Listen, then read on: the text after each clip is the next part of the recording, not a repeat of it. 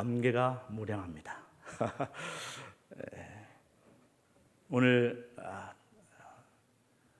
이 시간에 우리 목사님께서 담임 목사님께서 중요한 행사를 앞에 두고 여러분들에게 말씀으로 도전을 주셔야 되는데 갑자기 또 저에게 말씀을 맡기셔서 너무 부담스럽기도 하고 그냥 미국에서 살아온 이야기 그냥 이렇게 전하면 된다고 말씀하셨는데 그래도 제가 부담이 되고요. 미국은요 말할 게 하나도 없어요.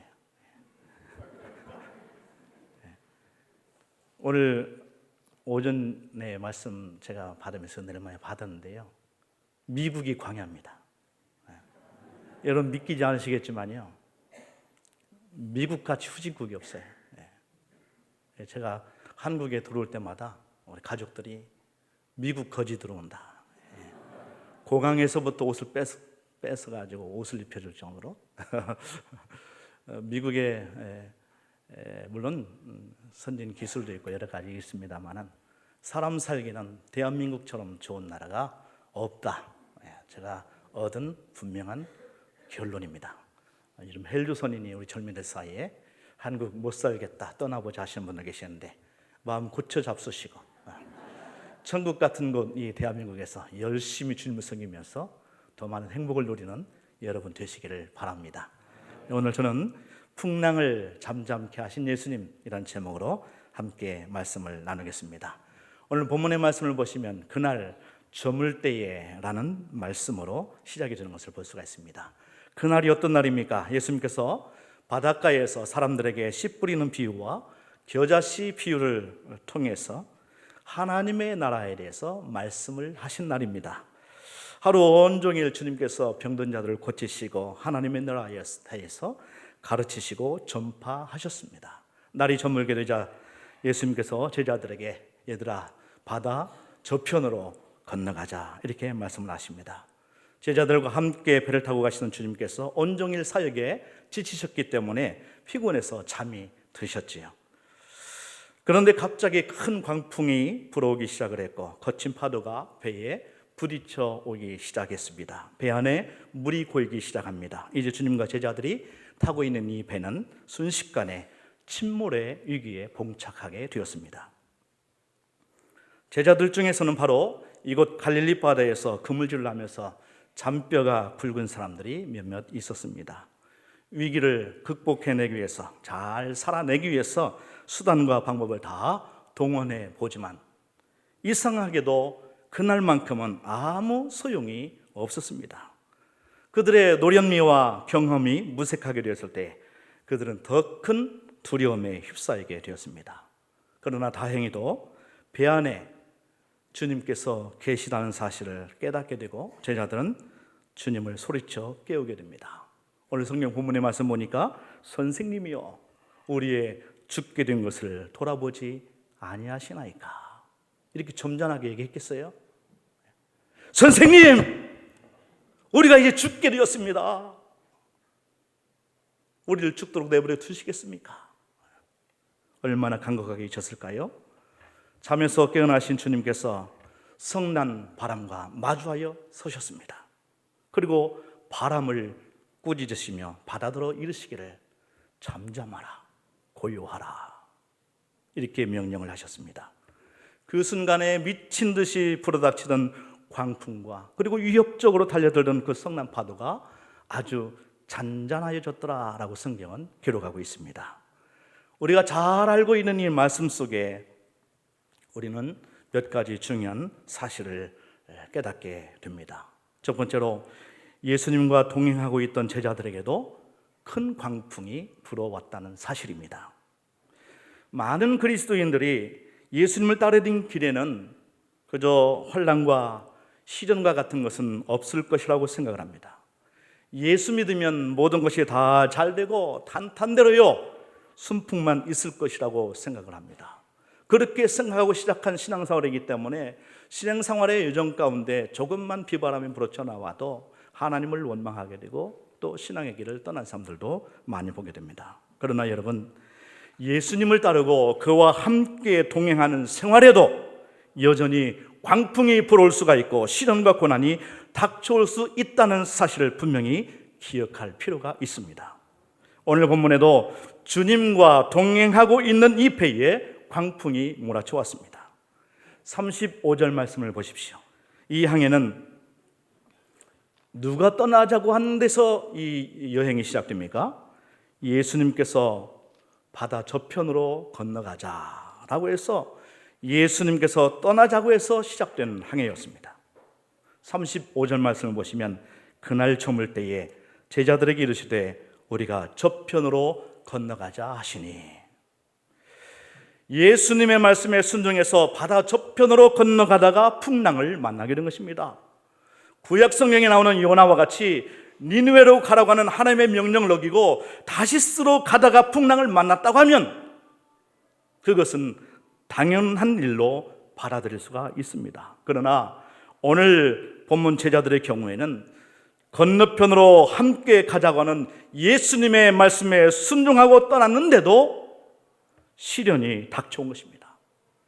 많은 신앙인들이 이런 질문을 합니다. 왜 예수를 믿는데도 시련이 오고 왜 예수를 믿어도 실패가 찾아오게 됩니까? 왜 그리스도인이 고통과 슬픔을 당해야만 합니까? 예수를 믿고 신앙의 삶을 사는데 왜 나에게 이런 문제가, 왜 나에게 이런 고통이 있느냐고 묻습니다. 그에 대한 대답은 예수를 믿어도 그럴 수 있다입니다. 하나님의 자녀들에게도 풍랑이 찾아올 수 있다는 것입니다. 신앙인의 삶 속에서도 고난이 찾아올 수 있다는 것입니다.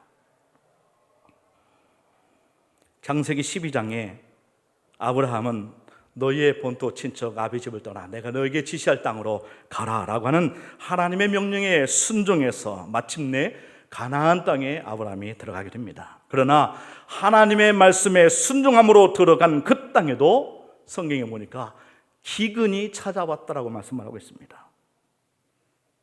사도 바울은 어떻습니까? 예수님을 믿기 전에는 출세 가도를 달리던 사람이었습니다. 그러나 그가 다메섹 도상에서 예수님을 만나고 주를 위한 헌신의 삶을 살게 되면서부터 온갖 환난과 핍박의 역사가 시작됩니다. 고린도후서 11장에 보면 옥에 갇히기도 하고 수도 없이 매를 맞고 죽음의 위협을 당하고 돌로 맞고 여러 날을 자지 못하고 먹지 못하고 헐벗었노라고 그가 그의 인생을 뒤집어보면서 고백을 하고 있습니다. 그러나 여러분, 아브라함이나 사도 바울이 실패한 인생을 살았습니까? 그들의 신앙이 그것 때문에 약화되고 믿음이 파손되었습니까? 아닙니다. 그들은 그 고난을 통하여서 더 강력한 믿음을 갖게 된 줄 믿습니다. 그들은 고난을 통하여서 하나님과 더 깊은 관계를 가질 수 있게 되었습니다. 그 고난 속에서도 도우시는 하나님을 만나고 고난의 환경보다도 더 크시고 위대하신 하나님을 바로 그 광야 가운데서, 그 고난 가운데서 만날 수 있었고 경험할 수 있었던 것입니다. 바울은 인생의 황혼을 맞이하게 되었을 때 그의 삶을 돌이켜보면서 한마디로 이렇게 말씀을 합니다. 이 모든 것이 다 하나님의 은혜라. 여러분, 이 고백은 실패한 인생을 산 사람이 할 수 있는 고백이 아닙니다. 주님을 믿는 믿음 안에서 믿음으로써 모든 것을 다 극복하고 주님 안에 있을 때 참된 자유와 평안이 있음을 깨달은 사람, 주님 안에 진정한 행복이 있음을 아는 사람만이 할 수 있는 고백이 바로 다 하나님의 은혜였습니다. 고난도 주님의 은혜였고 질병도 하나님의 은혜였고 지나온 모든 삶 속에, 내 삶 속에 불었던 모든 풍랑도 지나고 보니 다 하나님의 은혜였습니다. 구약에 나오는 욥이라고 하는 사람은 10자녀를 한꺼번에 잃었습니다. 재물도 다 빼앗겼습니다. 몸뚱아리 하나 남았지만 그러나 그 몸에도 악창이 날아서 말할 수 없는 고통에 시달리면서도 욥기서 1장 22절 말씀 보면 이 모든 일에 욥이 범죄하지 아니하고 하나님을 향하여 어리석게 원망하지 아니하니라. 여러분, 10자녀이라는 것, 한 자녀이라도 부모의 마음은 가슴이 찢어집니다. 그러나 10자녀가 한꺼번에 다 죽음을 맞이하게 됐어요. 가진 것 다 빼앗겼습니다. 자기 몸도 성치 못합니다. 그렇다면 우리 같으면 하나님을 원망했을지도 모르겠습니다. 그러나 그럼에도 불구하고 욥은 이 모든 일에 욥이 범죄하지 아니하고 하나님을 향하여 어리석게 원망하지 아니하였다고 그랬습니다. 그리고 욥기 13장 10절 말씀에는 그러나 내가 가는 길을 그가 하시나니 그가 나를 단련하신 후에는 내가 순금같이 되어 나오리라. 욥은 불같은 시련을 당하면서도 원망하거나 그 입술로 범죄하지 않았습니다. 오히려 그는 고난 속에서도 정금 같은 믿음의 사람으로 세워질 것을 기대하고 희망하면서 하나님을 더욱 의지했다고 그랬습니다. 하나님은 때때로 고난을 통하여서 성도들의 신앙을 더욱 견고하게 세워 가십니다. 여러분, 바람이 불어올 때 나무는요 쓰러지지 않으려고 깊이 뿌리를 내리게 됩니다. 거친 비바람에 견뎌내려고 이리저리 흔들리면서 하는 일이 뿌리를 내리는 일입니다. 강한 비바람 속에서도 그 자리에 견고하게 서 있을 수 있는 것은 비바람이 불어칠 때 더 깊이, 좀 더 깊이 뿌리를 내렸기 때문에 견뎌낼 수 있는 것입니다. 하나님께서 우리 인생에 바람을 보내시는 이유는 예수님께 더 깊이 뿌리를 내리도록 하기 위함입니다. 하나님께서 가끔 거센 바람을 통해서 우리의 전 존재를 흔드시는 이유가 무엇입니까?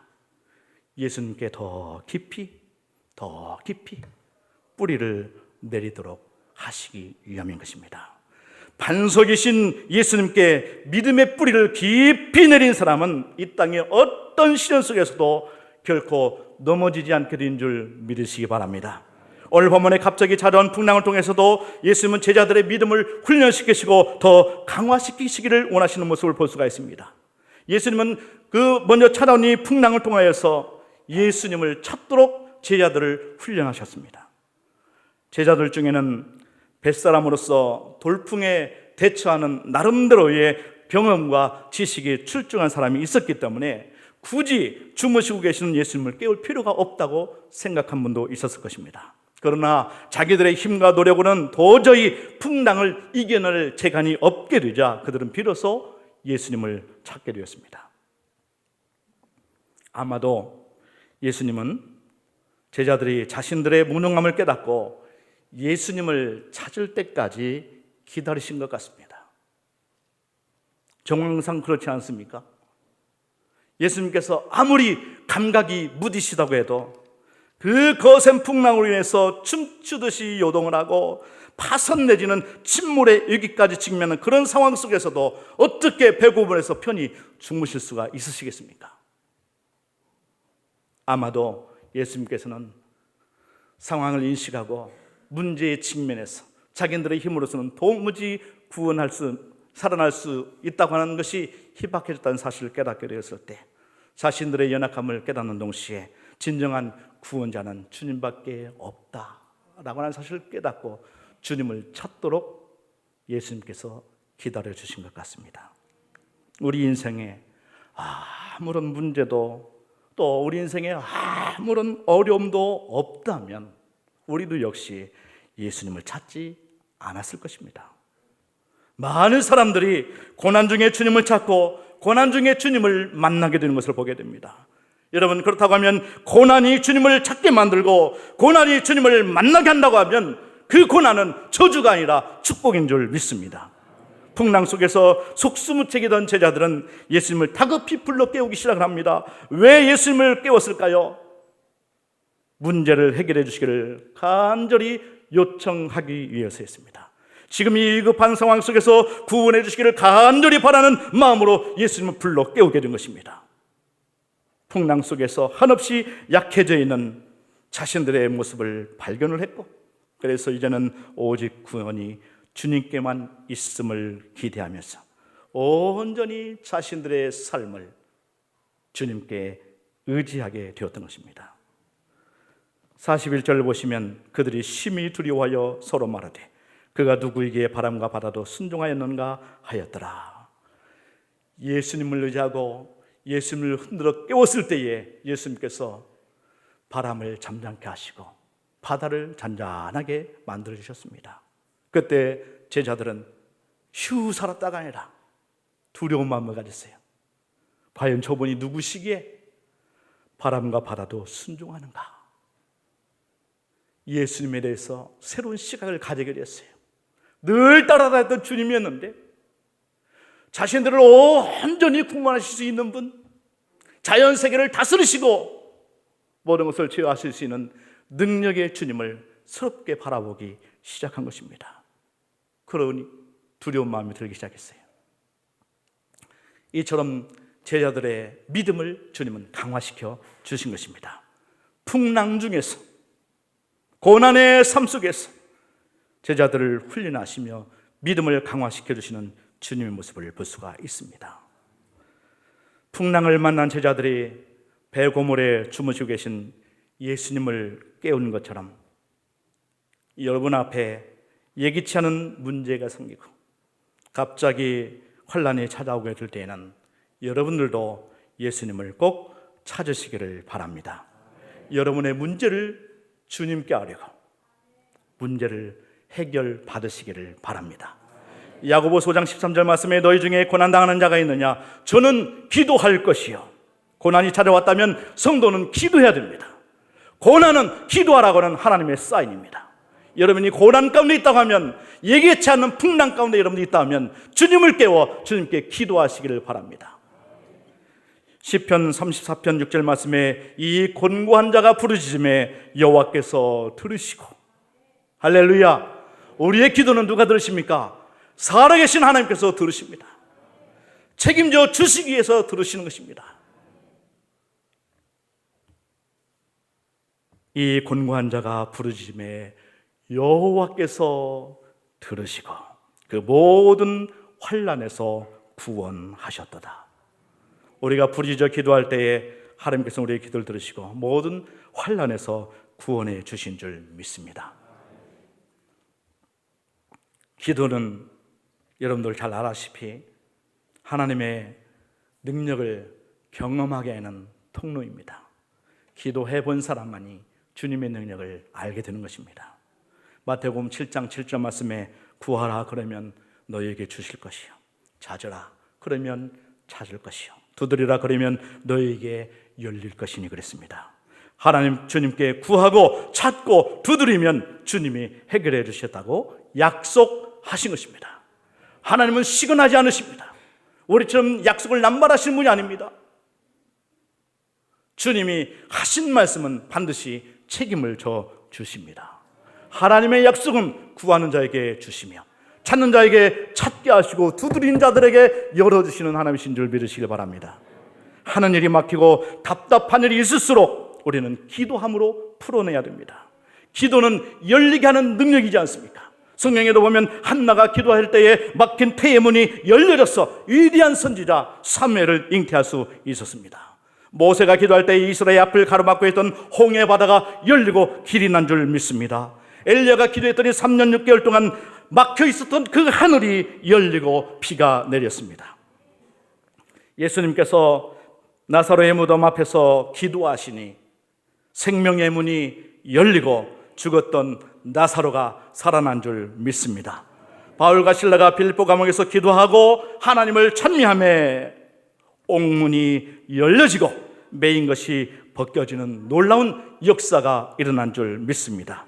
지금도 예수님의 이름을 의지하고 예수님의 이름으로 기도하면 열리는 역사, 살아나는 역사, 문제가 해결되는 역사가 여러분의 삶 가운데 있게 될 줄로 믿습니다. 두 번째 교훈은 주님이 우리와 함께 할 때에 두려움은 사라지게 된다는 것입니다. 그 거친 풍랑을 인하여서 생명의 위협을 느끼게 되자 제자들의 마음에 두려움이 찾아왔어요. 아, 이제 죽는구나. 이제 죽었구나.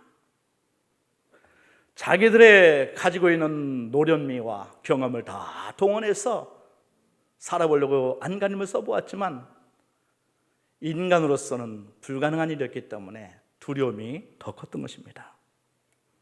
그 깊은 절망 중에 다행히 예수님이 배 안에 타고 계시다는 사실을 기억하고 주님을 깨웠습니다. 이제는 주님만 바라볼 수밖에 없었어요. 예수님께서 이 상황을 좀 빨리 수습해 주셨으면 하는 간절한 마음이 그들에게 있었습니다. 누구보다도 예수님은 그들의 속마음을 잘 아셨습니다. 그래서 예수님께서 바람을 꾸짖으시며 잠잠하라, 고요하라 외치셨던 것입니다. 그 순간에 거센 바람이 멈추고 바다는 아주 잔잔해졌지요. 비로소 제자들은 안도의 한숨을 쉽니다.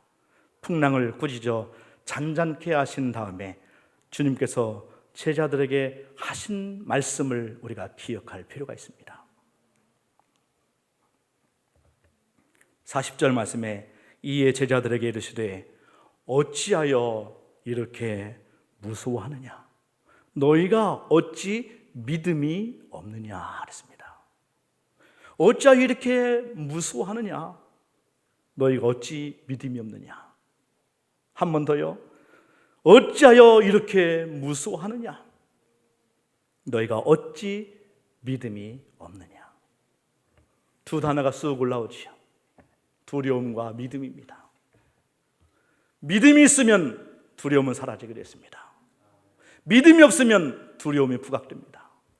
믿음과 두려움의 관계를 여러분 잘 기억하셔야 됩니다. 주님은 제자들이 믿음을 행사할 기회가 주어졌음에도 불구하고 그 기회를 놓친 것에 대해서 매우 안타까워하셨습니다. 여러분, 제자들이 두려움에 빠졌던 이유가 무엇입니까? 그것은 능력이신 예수님을 바라보기보다는 사정없이 몰아치는 광풍과 풍랑만을 바라보았기 때문이었습니다. 마찬가지로 우리가 예수님을 바라보지 않고 내가 당하고 있는 태산과 같은 문제와 변화무쌍한 이 환경만을 바라볼 때에는 두려움에 빠지기 쉽습니다. 내가 당하고 있는 문제와 환경을 넘어서 모든 것을 합력하여 선을 이루시며 능히 모든 것을 하실 수 있는 그 전능하신 주님을 바라보게 되시길 바랍니다. 여러분, 다윗은 블레셋의 상수인 골리앗과 싸울 때에 골리앗을 넘어 계시는 하나님을 바라보았습니다. 여러분, 하나님 없이 골리앗만 바라보았더라면 그도 다른 이스라엘 사람들과 마찬가지로 심한 두려움과 자괴감에 빠졌어. 떨며 감히 그 앞에 나서지도 못했을 것입니다. 그러나 그는 골리앗을 보지 않고 사시는 하나님을 바라보았습니다. 그리고 골리앗을 향하여 담대히 나가면서 이렇게 외칩니다. 사무엘상 17장 45절 말씀에 다윗이 블레셋 사람에게 이르되 너는 칼과 창과 단창으로 내게 나아오거니와 나는 만군의 여호와의 이름 곧 내가 모욕하는 이스라엘 군대의 하나님의 이름으로 내게 나아가노라. 다윗은요, 외부적인 대적들뿐만 아니라 내부적으로도 장인인 사울과 아들인 압살롬과 많은 가족들로부터 배반의 아픔을 당하고 숱한 생명의 위협을 당한 사람입니다. 풍랑처럼 밀려오는 그런 고난과 역경과 큰 위험 속에서도 다윗은 이렇게 고백을 합니다. 내가 사망의 음침한 골짜기로 다닐지라도 해를 두려워하지 않을 것은 주께서 나와 함께 하십니다. 주께서 나와 함께 하십니다. 주님이 저와 함께 하시고 여러분과 함께 계신 줄 믿습니다. 오늘 이 공간에도 예반 이 자리에도 주께서 우리와 함께 하신 줄 믿습니다. 다윗은 하나님이 자신과 늘 함께 해주신다고 하는 사실을 알았기 때문에 어떤 상황 속에서도 흔들림이 없었고 두려워하지 않았던 것입니다. 하나님은 크시고 위대하신 분이신 줄 믿으시기 바랍니다. 하나님은 크신 분이십니다. 여러분이 당하고 있는 그 모든 환난과 고난과 여러 가지 싸움 속에서 갖고 있는 여러 가지 사건들 속에서 여러분들 그 사건들이 마치 태산처럼 느낄 때가 많이 있겠지만 그러나 주님 모실 때는 산 위에서, 저 비행기, 제가 미국에서 올 때 비행기 타고 왔겠어요? 헤엄쳐서 왔겠어요? 네. 중간쯤 헤엄쳐 오다가 힘들어서 비행기를 탔는데 비행기를 타고 높이 올라가서 보면요, 대산 같은, 산이 얼마나 큽니까? 한국에 오니까 정말 산이 많아 좋아요. 제가 사는 미주리주 일리노이 주에는요, 맨 지평선이에요. 광활한 그냥 땅만 많이 있어요. 한국에 높은 산들이 많이 있지만 비행기 타고 올라가서 내려다 보니까요, 다 평지예요. 여기서는 거대한 산인데 위에서 보니까 다 평지예요. 똑같아요. 윤 장로님도 이만하고 주진우 장로님도 이만하고 보이지도 않아 사실. 지금 내가 바라보고 있는 현실 속에서 내가 겪고 있는 이 문제가 대산같이 높아 보여도요, 내가 넘지 못할 산 같아 보여도 주님 모실 때에는 한낱 평지에 불과합니다. 여러분, 주님을 바라보시기 바랍니다. 시편 121편에 있는 말씀처럼 눈을 들어 주님을 바라보며 주께서 여러분들을 모든 환난 가운데서 건지시고 승리케 해주신 줄 믿습니다. 시편 46편 1절에 3절 말씀에 하나님은 우리의 피난처시요 힘이시니 환난 중에 만날 큰 도움이시라. 그러므로 땅이 변하든지 산이 흔들려 바다 가운데 빠지든지 바닷물이 솟아나고 뛰놀든지 그것이 넘침으로 산이 흔들릴지라도 우리는 두려워하지 아니하리로다. 하나님의 피난처십니다. 두려워할 이유가 없어요. 한국에도 마찬가지겠습니다만 미국에 가면 공원마다 쉘터가 있습니다. 쉘터라는 것은 놀다가 갑자기 폭우가 떨어질 때는 이렇게 뭐라고 해요? 한국에서 뭐라고 해야 될지 모르겠네요. 잠깐 피신해서 있을 수 있을 만한 지붕으로 이렇게 되어 있는 집이 있어요. 그거 하여튼 열심히 야외에서 즐기다가 갑자기 폭우가 떨어지게 되며 놀고 있던 사람들이 우왕좌왕 난리가 나지요. 그러면 쉘터 안으로 쓱 들어오면요, 처마가 지붕이 다 있기 때문에 안전합니다. 밖에서 나수로장이 되어도 안에서는 평온함을 유지할 수가 있습니다. 우리가 세상을 살아갈 때 얼마나 힘들고 어렵고 각자 당하고 있는 여러 가지 문제와 사건들 속에서 두려움에 떨고 하는 일들이 많이 있지요. 그럴 때마다 우리 주님의 품에 푹 안기면, 어린아이들이요, 막 울다가도 엄마만 보면 방긋방긋 웃잖아요. 아장아장 걸어오다가 마지막 순간에는 엄마한테 온몸을 내던지지요. 그럼 엄마는 탁 안아주잖아요. 거기에서 아이는 평안함을 느끼고, 금방 막 울고불고 했던 아이가 거기서 잠을 들게 돼요. 우리도 세상 가운데서 우왕좌왕하고 힘들고 어려운 환경 가운데서는 왜 나만 당한 고난이 이러니 크냐고 주님도 원망하기도 하고 사람들도 원망을 하기도 하고 하다가도 우리가 주님의 품에, 그래 주님의 품으로 돌아가자. 주님의 품으로, 누가복음에 나온 탕자처럼 말이죠. 아버지의 품으로 돌아오게 되니까 모든 것이 다 해결되고 평안해지는, 하나님은 우리의 피난처시요 환난 중에 만날 큰 도움이시라. 할렐루야. 풍랑으로 인해서 제자들은 엄청난 공포와 두려움에 사로잡혔습니다. 그러나 주님을 깨우고 주님과 함께 문제 앞에 섰을 때에 문제가 해결되고 모든 공포와 두려움은 일순간에 사라지게 된 줄 믿습니다. 주님이 나와 함께 하심을 믿을 때 두려움은 사라지게 되는 줄 믿으시기 바랍니다. 결국은 모든 것에 능하신 예수님을 믿는 그 믿음이 두려움을 이기게 하는 것입니다. 여러분, 믿음이 있는 곳에는 두려움이 사라지게 된 것입니다. 예수님이 누구십니까? 예수님은 우주 만물을 지으시고 그것을 다스리시는 창조의 하나님이십니다. 우리의 죄를 사하시고 구원해 주시는 구원의 하나님이십니다. 이 각박한 세상 속에서 우리를 영원한 복으로 인도하신 우리의 선한 목자가 되시는 분이십니다. 귀신을 쫓아내시며 사단을 제압하시는 능력의 주님이십니다. 죽은 지 나흘이 된 나사로, 죽어서 나흘이 되면 상황 끝입니다. 상황 끝이에요.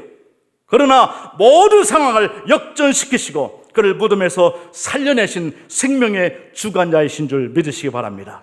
인간적으로 생각할 때 모든 것이 끝났다고 생각하는 그 상황 속에서도 언제나 상황을 역전시키시며 마침내는 선을 이루어 가시는 분이 바로 우리 주님이신 줄 믿으시기 바랍니다. 포도주가 떨어진 잔치집에서 새 포도주를 만들어주신 예수님께서 그 어떤 슬픔의 자리에서도 기쁨을 창조하실 수 있는 전능하신 하나님이신 줄 믿으시기 바랍니다. 예수님이 인간이라면 몰라도 천지 만물을 말씀으로 지으신 하나님이시라고 하면 그분에게는 능치 못할 일이 없는 줄 믿습니다. 그런데요, 그 능력이신 주님이 바로 저와 여러분과 함께 하신다는 사실입니다. 얼마나 큰 위로가 됩니까? 모든 것을 하실 수 있는 분, 마침내 합력하여 선을 이루시는 하나님, 지금은 고난이요 슬픔이지만 기쁨으로 바꾸실 수 있는 능력이 있으신 분, 그분 안에 있으면 모든 것이 해결되고 그분 안에서 모든 것을 얻을 수 있는 그분이 바로 나의 아버지, 나의 하나님, 나의 구원자, 나의 주권자가 되신다는 사실, 얼마나 이 각방의 선세 속에서 우리가 위로가 되는지 모릅니다. 예수님은 내가 세상 끝날까지 너희와 항상 함께 있으리라 했습니다. 항상. 할렐루야. 항상.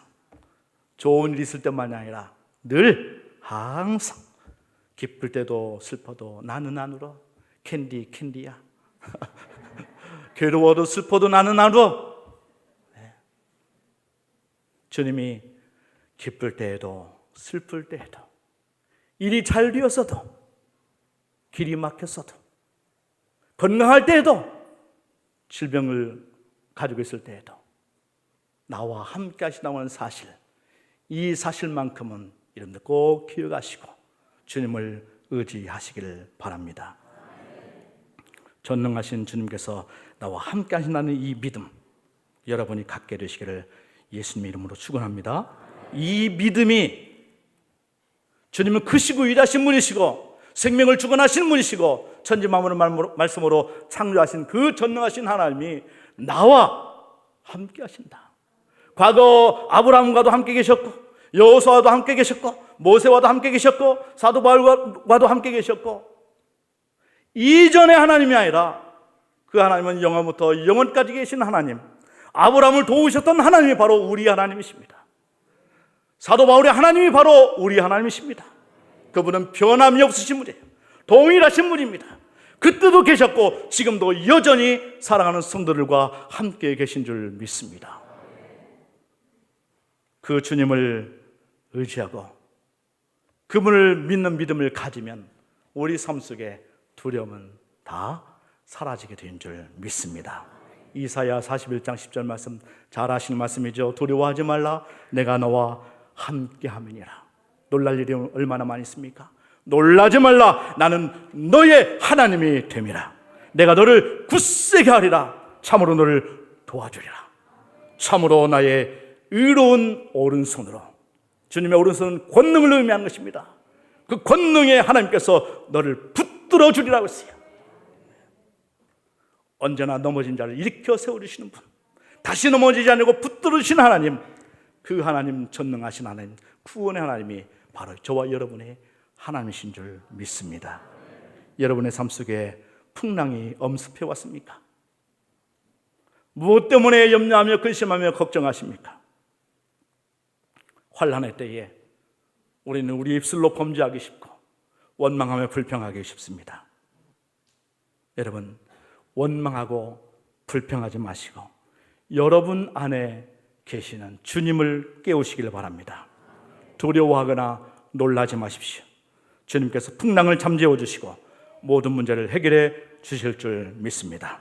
전능하신 하나님, 능하신 주님께서 나와 함께 하심을 믿으시고 주님을 의지하고 간구함으로 문제를 해결받고 평안의 축복을 누리는 여러분의 삶이 되시기를 예수님의 이름으로 축복합니다.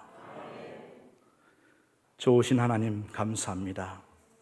환난 많은 세상 가운데서 우리를 고아처럼 버려두지 아니하시고 내가 너와 항상 함께 있으리라 말씀해 주신 그 말씀을 오늘로 붙들고 나아갑니다. 세상 살아갈 때 외롭거나 두려워하지 않게 도와주시옵시고 주님을 믿는 그 귀한 믿음을 통하여서 세상을 넉넉히 이기며 승리하는 우리 모두가 될 수 있도록 역사하여 주옵소서. 나의 마음속에 있는 모든 염려와 근심과 걱정을 예수님의 이름으로 물리쳐 주시옵시고 그리스도의 평강이 내 삶을 주장하여서 주와 함께 동행하며 날마다 주와 함께 걷는 이 길이 참으로 복된 길, 행복한 삶 될 수 있도록 역사하여 주시옵소서. 감사드리오며 예수님 거룩하신 이름으로 감사하며 기도드리옵나이다. 아멘.